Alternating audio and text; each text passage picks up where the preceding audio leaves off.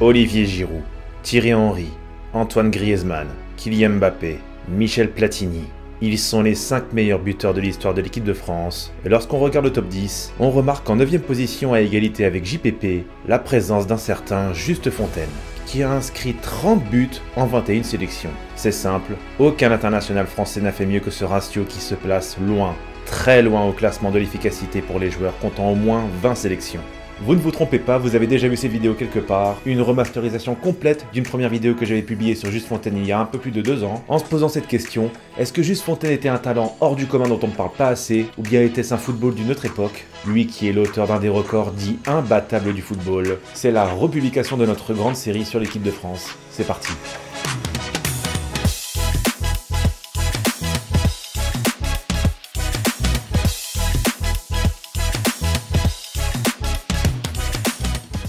Alors petite précision, par buteur efficace, j'entends un joueur comptant au moins 20 sélections en équipe de France. Parce que sinon, on pourrait dire qu'un joueur comme Julien Faubert, qui avait marqué un but en 2006 lors de son unique sélection en bleu contre la Bosnie, a donc eu une efficacité hors pair, mais évidemment ici, le talent se mesure sur la durée. Et pour ce qui est de l'archétype du buteur ultime, le mystère s'éclaircit autour de la personne de Juste Fontaine.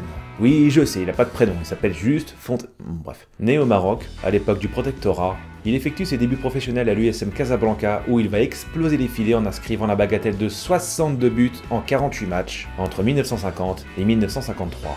Car en posant ses valises en France métropolitaine, à Nice, il passe 3 années merveilleuses en Côte d'Azur où il inscrit 52 buts en 83 matchs. Et à force de faire souffrir les défenses adverses, il sera convoqué pour la première fois en équipe de France en 1953 où il honorera sa première sélection contre le Luxembourg et dès sa première cape, déjà un coup du chapeau. On a vu pire comme début. C'est désormais certain, Juste Fontaine entend bien marquer l'histoire de l'équipe de France dont le palmarès est jusqu'ici inexistant sur la scène internationale.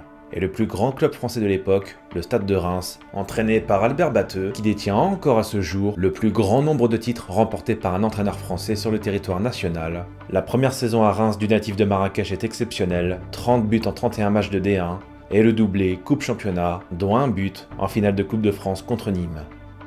Justo, comme on l'appelle, devient la nouvelle star du football français. D'autant que sa saison suivante sera encore plus prolifique avec 34 buts inscrits en seulement 26 matchs, une énorme efficacité qui lui vaudra d'être convoqué dans la pré-liste pour le Mondial 58 qui se déroulera en Suède. Seulement voilà, Albert Batteux, le sélectionneur national qui est également son entraîneur à Reims, lui préfère René Bliard au poste de titulaire en attaque. Les rêves de Coupe du Monde de Justo sont brisés, malgré une saison de rêve en club, la frustration est totale. Et puis, coup de théâtre, René Bliard se blesse juste avant la Coupe du Monde. Cette fois, Albert Batteux n'a pas le choix, il est obligé de convoquer Juste Fontaine.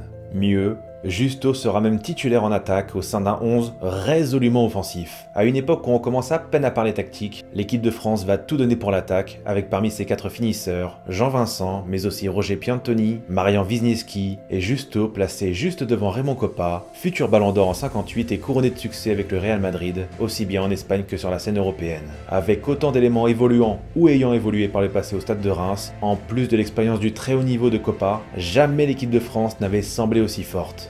Et comme le Stade de Reims cartonnait en Europe, les Rémois ayant atteint en 1956 la finale de la plus prestigieuse des compétitions européennes, cette équipe de France est attendue au tournant lors de ce mondial scandinave.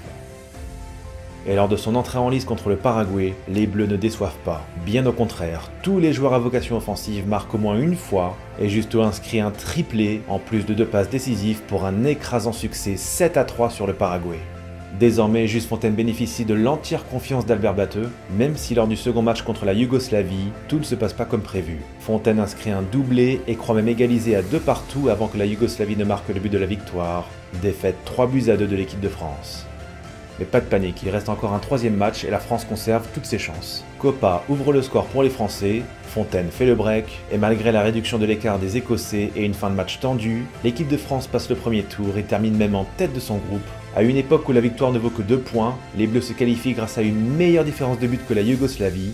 Merci Justo. Et cette merveilleuse équipe de France, de très loin la meilleure attaque de ce mondial, c'est vous dire, ravit évidemment tous les observateurs. Déjà 11 buts marqués lors des 3 premiers matchs, dont 6 buts inscrits par le seul Fontaine. Déjà, cette équipe de France fait peur. Et en quart de finale, parce que c'était un mondial à 16, donc on passait directement au quart de finale, la France ne fera pas de détails face à l'Irlande du Nord. Victoire 4-0 grâce à des réalisations de Wisniewski, Piantoni et un doublé de Juste Fontaine.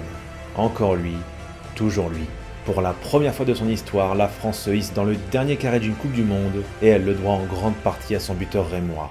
Mais la tâche s'annonce difficile en demi-finale face à un Brésil qui ne cesse de monter en puissance, avec au sein de cette Seleção de véritables génies tels que Didi, Vava, Garrincha et un petit jeune de 17 ans qui ne cesse de surprendre, Pelé. En ce 24 juin 1958 au Rasunda Stadium de Solna, l'équipe de France peut écrire l'histoire. Outre l'ouverture du score très précoce de Didi pour le Brésil, Fontaine égalise à la 9e minute de jeu. Un partout, la France est en train de rivaliser avec ce qui se fait de mieux à cette époque sur la planète football. Mais un fait de jeu va constituer le tournant du match. Le défenseur Robert Jonquet subit un tacle appuyé de Vava. Alors que le règlement n'autorise pas encore les remplacements, le corps médical fait tout pour rétablir le capitaine des Bleus, mais cela ne sert à rien, puisque sa blessure est très grave, double fracture tibia-péronée. Et regardez un petit peu ce qu'il fait le kiné du club, j'imagine pas la douleur de Jonquet, ça doit être terrible. Jonquet tente néanmoins de poursuivre la rencontre sur le bord du terrain, mais sa santé encourt un grand risque. La France se retrouve réduite à 10 pendant plus d'une heure, ce qui va considérablement favoriser les Brésiliens de Pelé qui déroulent. Défaite amère des Français, 5-2. Que c'est dur de perdre dans de telles circonstances, d'autant que par la suite, le Brésil remportera la finale face au pays organisateur, la Suède, mais la veille, l'équipe de France a encore l'occasion de décrocher sa médaille de bronze et ce face à un grand ogre du football mondial à l'époque, les champions du monde en titre tout simplement, l'Allemagne de l'Ouest. Mais non seulement la bande de batteux est formidable et l'emporte largement sur un score spectaculaire, 6-3, la France termine donc 3e de ce mondial, mais surtout, l'histoire est écrite dans cette enceinte du Ullevi de Göteborg. Grâce à un quadruplé contre les Allemands, l'attaquant du Stade de Reims porte son total à 13 buts en seulement 6 matchs dans cette Coupe du Monde. Juste Fontaine entre dans la légende en devenant le meilleur buteur de l'histoire de la Coupe du Monde à cette époque, un record qu'il parviendra à garder pendant 16 ans jusqu'à ce que l'Allemand Gerd Müller ne le dépasse avec 14 buts, mais ce total fut établi sur 2 éditions différentes en 70 et 74. Car aussi fou que cela puisse paraître, encore aujourd'hui, Just Fontaine reste le meilleur buteur de l'histoire d'une Coupe du Monde lors d'une seule et même édition. Et c'est fou quand on y pense, parce que malgré les expansions à 24 puis ensuite 32, on verra ce que ça fera 48, il y avait de plus en plus de matchs pour arriver au bout. À l'époque de Fontaine il en fallait 6, après on est passé à 7, prochainement il en faudra 8. Alors comme je vous l'ai dit, son record est déjà tombé sur plusieurs éditions, que ce soit avec Gerd Müller, ensuite dépassé par le Brésilien Ronaldo et ensuite par l'Allemand Miroslav Klose. Si tout se passe bien, Kylian Mbappé devrait normalement dépasser ce record lors de la prochaine Coupe du Monde. Ou alors après, on verra. Mais avec un tel ratio de 13 buts en 6 matchs, soit en moyenne plus de 2 buts par match, on dit toujours que les records sont faits pour être battus, mais celui-ci, vraiment, même le football moderne n'a pas réussi à le détrôner. Vient alors la question du niveau de jeu pratiqué dans les années 50, et c'est tout à fait normal de se poser la question, parce que quand on regarde les images, bon, on sourit un petit peu, on est à une autre époque, les défenses sont pas terribles, il y a une absence presque totale de tactique, de pressing, de stratégie élaborée comme aujourd'hui. Il est clair qu'entre cette époque et ce que l'on voit maintenant, le fossé est immense. Mais je ne pense pas cependant que ce soit une raison suffisante pour décrédibiliser le record de Just Fontaine. Vous allez avoir mal en entendant ça, mais à cette époque-là, c'était le football de haut niveau, c'était les meilleures défenses du monde, c'était ce qui se faisait de mieux, la crème de la crème. Alors oui, le football a évolué, mais j'ai envie de vous dire, tant mieux, encore heureux. Avec l'apparition de bien d'autres attaquants qui ont littéralement martyrisé les défenses adverses, il fallait que les défenses réagissent, qu'elles adoptent une discipline tactique très rigoureuse parce que justement, il fallait faire face à ce genre de profil. En réalité, Just Fontaine fait partie des joueurs qui ont considérablement fait évoluer le football. C'est grâce à ce genre de joueurs qu'on a aujourd'hui des défenses extrêmement bien disciplinées, qu'il y a une véritable intelligence dans le football actuel, si bien que, franchement, il faut applaudir tous ces attaquants qui marquent but sur but depuis 15-20 ans, que ce soit Messi, Ronaldo, aujourd'hui Kylian Mbappé, Erling Haaland, parce que vraiment, c'est devenu de plus en plus dur de marquer des buts. Mais je vous jure. Alors oui, c'était peut-être plus facile à cette époque pour certains. Sachez que Just Fontaine justement était en avance sur son époque. Voilà donc la recette de son succès. Donc non, le niveau de football de 58 qui peut vous paraître piètre aujourd'hui, et c'est vrai, c'est pas une insulte envers ces joueurs-là que de le reconnaître aujourd'hui, mais on ne devrait pas réduire les performances de ce genre de joueurs. Et puis si c'était aussi simple pour Fontaine de marquer face à ses défenses en carton, expliquez-moi pourquoi personne n'a fait mieux que lui à cette époque. Tout simplement parce que c'était dur. Même en 58, marquer 13 buts en 6 matchs, c'était déjà extrêmement dur.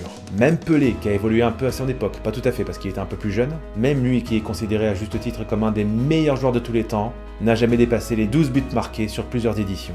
Alors vous me direz que Pelé a eu une grosse blessure en 62, et c'est vrai, il a raté une grande partie de la Coupe du Monde en 62. Bon bah écoutez, on peut rien faire à ça, mais sachez que Fontaine lui non plus n'a pas été épargné par les blessures, il sera même contraint de mettre un terme à sa carrière à l'âge de 29 ans seulement, à cause d'une vilaine blessure.